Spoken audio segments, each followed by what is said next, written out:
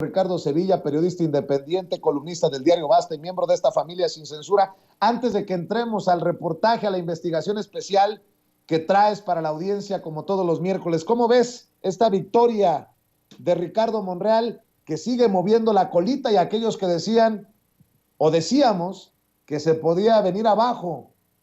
Pues no sé si llamarlo así, el imperio de Monreal en el Senado, pues nos tendremos que tragar las ganas. Y ahí está, un cercano a Ricardo Monreal, votado como el candidato de Morena para presidir la mesa directiva del Senado de la República. Te saludo, Ricardo. Querido Vicente, público memorioso, pues veo que Ricardo Monreal no ha fenecido, no va a fenecer, querido Vicente, porque Ricardo Monreal es un operador muy eficaz, hay que recordarlo y hay que reconocerlo, es un personaje que ha puesto en jaque a muchos grupos dentro de Morena que han estado clamando y reclamando la salida de Ricardo Monreal, pero insisto, este senador siempre tiene unas bajo la manga, ya lo vimos en su momento cuando le puso un pie a Claudia Sheinbaum, ayudándole a la oposición, particularmente a Sandra Cuevas, en la demarcación más peleada de la izquierda, que es la alcaldía Cuauhtémoc, y impuso a su candidata, a su amiga a Sandra Cuevas. Entonces, no es la primera ocasión que Monreal trabaja desde las sombras, que pacta en lo oscurito, y pues bueno, aquí ha pactado con algunos senadores, y pues bueno, vaya a saber qué les prometió para que hicieran esta cargada y que eligieran a Armenta, y pues bueno, Higinio Martínez se quedó suspirando. Yo pensaba también que quedaba ahí adentro, que quedaba en la lucha, y pues bueno, hay que checarlo muy bien, querido Vicente, porque es un personaje que puede golpear lesivamente al movimiento que encabeza la Cuarta Transformación, y bueno, pues este sujeto no es confiable. Aquí se trata, ojo, del voto de los políticos, es políticos por políticos, pero yo creo que si sale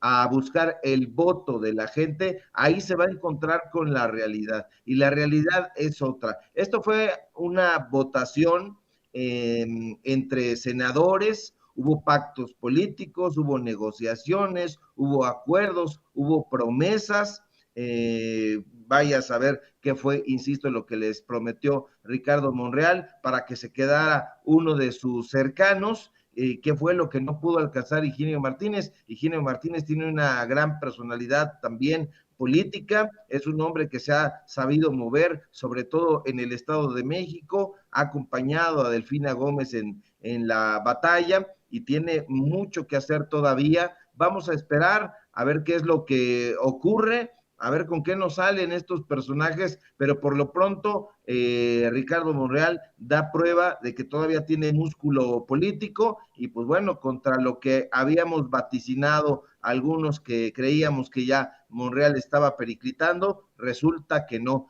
26 votos fueron los que obtuvo Higinio Martínez contra 30 y, ¿qué fueron? 34, 36 que obtuvo Armenta. Entonces se queda, y pues bueno, hay un personaje que va a seguir sirviendo a los intereses de Ricardo Monreal, y pues bueno, no hay que alegrarse, al contrario, porque ya han estado sacando el cobre y no están a favor del proyecto que encabeza el presidente López Obrador. Ya estoy viendo las reacciones en las redes sociales, y bueno, están criticando mucho a Monreal, pero por otro lado hay quienes dicen que se le cayó al candidato a la presidencia de la República. Yo creo que no era de esa manera, pero pues bueno, ya sabes que siempre reducen a caricatura estos calumniadores los ejercicios políticos, pero sí, sin duda es una sorpresa. Mi querido Ricardo, como es miércoles, grábenme, muchachos. Como es miércoles, miércoles de investigaciones especiales para la audiencia de Sin Censura, ¿de qué nos vas a hablar el día de hoy? Tengo entendido que hay personajes en el documental de Netflix cercanos a este grupo que ya se ha exhibido, el de Enrique Krause, el de Guillermo Sheridan, pero vas a hablar de un personaje muy, muy cercano a Enrique Krause, Ricardo, cuéntanos. Así es, querido Vicente. Pues bueno, la serie documental, el caso Cassés Vallarta, una novela criminal que está basada en el libro homónimo de Jorge Volpi, del cual hemos estado hablando, pues bueno, se estrenó hace unos días en la plataforma Netflix, pero fíjate que vale la pena ver el trasfondo, y una vez más ese trasfondo ha colocado en el centro de la conspiración que tiene encarcelado a Israel Vallarta y tuvo presa durante 7 años a Florence Cassé, a un empresario judío llamado Eduardo Cuauhtémoc Margolis Sobol. Este hombre de 68 años que ha sido catalogado como el diablo en persona, así le han dicho, es un empresario de origen judío cuyo temperamento ha sido descrito como irritable y colérico. Y en efecto, basta escuchar un par de minutos a este sujeto para darnos cuenta que usa un lenguaje procaz, directo y sin eufemismos. En la comunidad judía, Vicente, lo temen y respetan, más lo temen. Diferentes testimonios a los que tuvimos acceso nos aseguran que los recursos económicos de este empresario son abundantes y debido a ello ha podido conformar su propio equipo de inteligencia para investigar y resolver por su cuenta secuestros de la comunidad judía. De acuerdo con estas versiones, Margolis tiene varios grupos de asalto que operan en las sombras y utilizan, fíjense nada más, utilizan métodos paramilitares. Eddie, como le llaman sus amigos más cercanos, es fundador de una organización llamada Comité de Seguridad Comunitaria de la Comunidad Judía de México, conocido por sus siglas CSC, desde donde, según nos dicen, este empresario lleva a cabo labores de espionaje. Aquí nosotros podemos ver esta página de Facebook, tiene página de Facebook, tiene página en Twitter y tiene su plataforma, desde luego. El Comité de Seguridad Comunitaria de la Comunidad Judía, Vicente, cuenta con varios centros de monitoreo, así les llaman, donde hay sofisticados equipos técnicos y tecnología de punta que posibilitan la infiltración y la penetración de la organización en diferentes ámbitos de la vida pública y de la vida privada. Esto es lo más terrible, de la vida privada. Este comité de seguridad recluta de manera permanente a investigadores, así lo pongo yo entre comillas, pero ellos ponen así en su llamamiento, con que tengan poder analítico y liderazgo, como podemos ver en este anuncio, a los que les prometen pagar entre 13,500 pesos y 25,000 por observar, escuchar, merodear e informar sobre los temas que les impongan en esa organización. También engancha, y esto es algo terrible, a jóvenes entre los 16 y los 18 años y los persuade de que la comunidad judía está en peligro latente y los convence de defenderla a toda costa. Cabe mencionar que la organización fundada por Eduardo Margolis está financiada por la Tribuna Israelita, o también conocida como Foro Judío, que es una de las principales organizaciones de la comunidad judía en México. Aquí podemos ver las imágenes. Y fíjate, Vicente, que de acuerdo con el sociólogo Salomón Haddad, a quien entrevistamos en exclusiva para este reportaje en Sin Censura, muchos miembros de la comunidad judía a la que él de hecho pertenece quedaron muy afectados por las historias del Holocausto y temen volver a pasar por algo semejante. Esa aprehensión, Vicente, ha sido aprovechada de manera muy lucrativa por Margolis, quien se las ha ingeniado de una u otra forma para ser visto como una suerte de protector y justiciero. De hecho, hay personas que acuden a Margolis como si fuese una suerte de Vito Andolini o Vito Corleone, con el fin de buscar protección o llevar a cabo una venganza. Un personaje que se presentó con nosotros como Absalón y asegura haber trabajado en la empresa de blindajes EPEL, Sociedad Anónima de Capital Variable, propiedad de Eduardo Margolis, nos asegura que el poder de este empresario proviene de la amistad con varios jueces, con varios magistrados, con altos mandos policíacos, con políticos corruptos e intelectuales a los cuales ha logrado echarse en el bolsillo y que ha sabido manipular para obtener cualquier beneficio que convenga a sus propósitos, casi siempre oscuros. La periodista Manuel Stills, en su libro El teatro del engaño, Cassés Vallarta, historia de un montaje, nos cuenta, nos relata que al mando de su propio grupo de intervención, Margolis suele ofrecer información a las autoridades para que atrapen a quien, de acuerdo con las propias indagaciones que comanda Margolis, podrían ser secuestradores. Imagínate, nada más, él dice quién es secuestrador y quién no lo es, pero no solo eso hace Margolis. El empresario y su equipo acostumbran a interrogar fuera de la ley a los presuntos plagiarios. Desde luego, el equipo táctico y antisecuestros de Margolis suele transportarse y utilizar el equipo de su propia empresa, Blindajes EPEL. De hecho, Dora Gritsevsky, representante legal de la empresa EPEL, Sociedad Anónima de Capital Variable, una mujer, por cierto, que goza de todas las confianzas de Eduardo Margolis, se jacta de venderle vehículos blindados a diferentes corporaciones policíacas, entre las que detectamos a Tamaulipas, Nuevo León, el Estado de México, Tlaxcala, el gobierno federal y hasta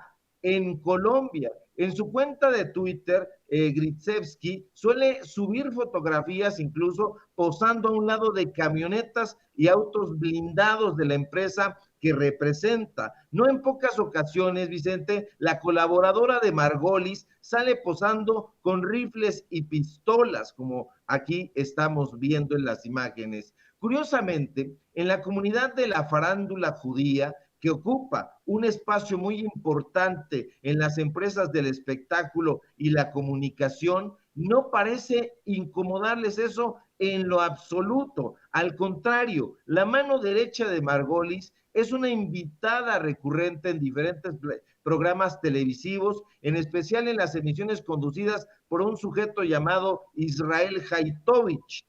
EPEL SADCB, por lo demás, tiene sucursales en las zonas exclusivas de Polanco, Interlomas, Huixquilucan y Guanajuato. La planta de la empresa es tan grande que incluso caben convoys completos de autos y camionetas blindadas bien formaditas. EPEL SADCB, como bien se sabe, porque ya han trabajado Homero Campa, por ejemplo, y José Reveles al respecto, fue uno de los proveedores consentidos de los gobiernos de Vicente Fox y Felipe Calderón.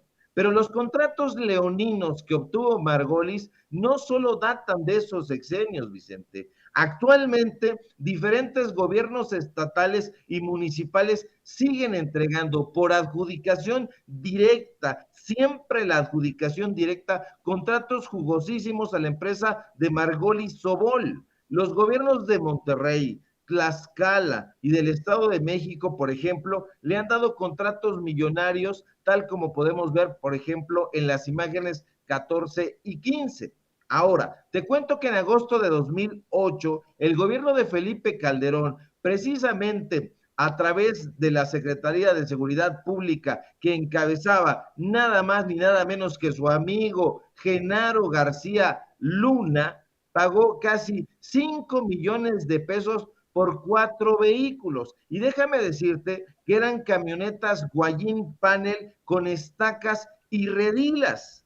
Nos pusimos a buscar qué tipo de camionetas eran estas y son camionetas realmente muy sencillas y por cada unidad el gobierno de Calderón pagó más de 1,159,000 pesos. Eso, de acuerdo con los precios que están en el mercado, fue un superprecio que de ninguna manera puede ser justificado. Y no puede ser justificado, Vicente, porque por un auto de similares características, en 2005, el Instituto Mexicano del Petróleo pagó 175,652 pesos, tal como podemos ver en estas imágenes. Operaciones similares se dieron durante todo el sexenio de Felipe Calderón, que de hecho fue en donde Eduardo Margolis hizo, como se dice popularmente, su agosto. Ahora, Margolis, que es el único personaje que en el caso de Cassés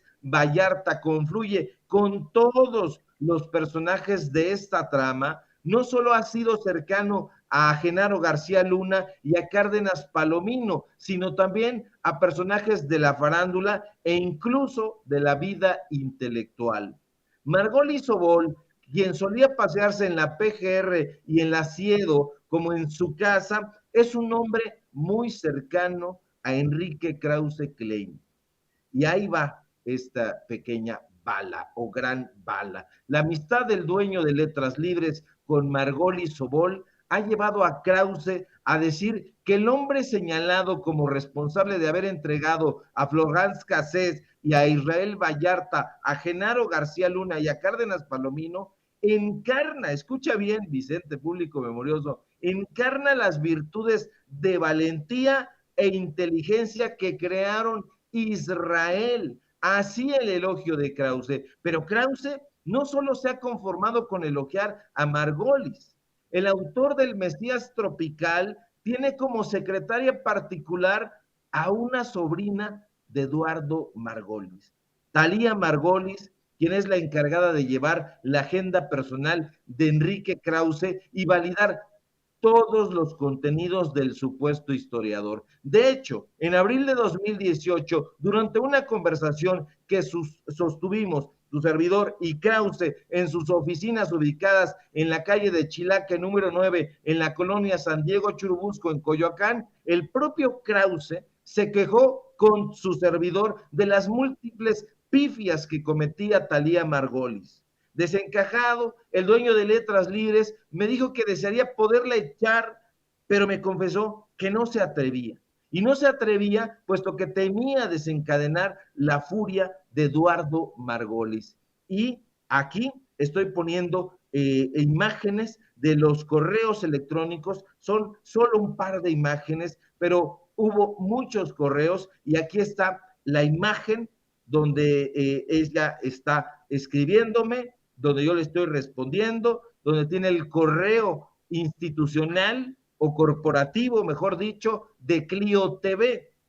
Y este es, en pinceladas generales, Eduardo Margolis, el personaje que desea presentarse como el mejor amigo de la comunidad judía y quien también ha tenido una estrecha amistad, por cierto, con la señora impresentable Isabel Miranda de Wallace, quien durante años fue precisamente la voz más recalcitrante que exigió que Florence Cassés no saliera de la cárcel. Y ese es el amigo también de Enrique Krause, el que tiene empleada como secretaria particular a su sobrina, el ideólogo del neoliberalismo que tanto ha denostado y sigue vituperando al presidente López Obrador. Y esos son, querido Vicente, público memorioso, los datos duros.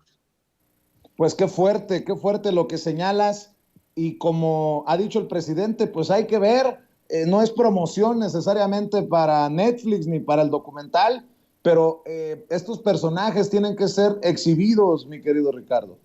Querido Vicente, porque a mí me asombró mucho empezar a atar cabos, vi a este sujeto, Eduardo Margolis, y déjame decirte, alcalde, que en una de las entrevistas que yo tuve con Carmen Aristegui fuera del aire, yo hablaba precisamente de Talía Margolis y ella me dijo visiblemente preocupada, Margolis, de los Margolis, en ese momento yo no sabía quiénes eran los Margolis. Posteriormente supe y de una forma terrible quién era esta familia y pues ya lo sabes, el personaje que ha inventado esta banda de los zodiacos que de acuerdo con las investigaciones de Homero Campa, de Guadalupe Lizárraga, de Manuel Stills, de muchos reporteros y reporteras de investigación.